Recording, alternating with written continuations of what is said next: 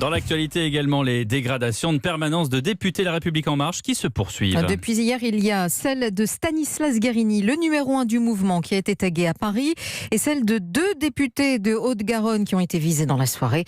Emmanuel Dutheil, on en est à une quinzaine à présent. Oui, des agriculteurs ont déversé en fin de soirée 20 tonnes de fumier devant la permanence de la députée Monique Iborra. C'est à Tournefeuille, on est près de Toulouse, peu avant minuit.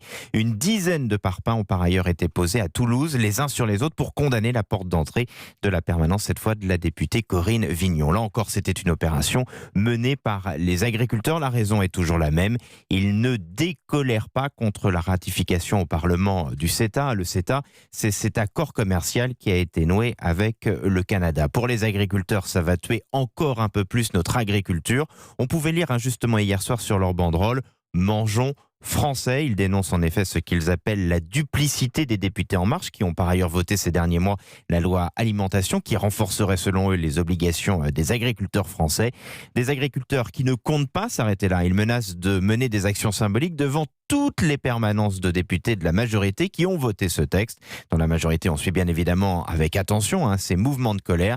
Mais Christophe Castaner a été très critiqué quand il a parlé d'attentat après la dégradation d'une permanence à Perpignan. Merci Emmanuel Dutheil, chef du service France d'Europe 1.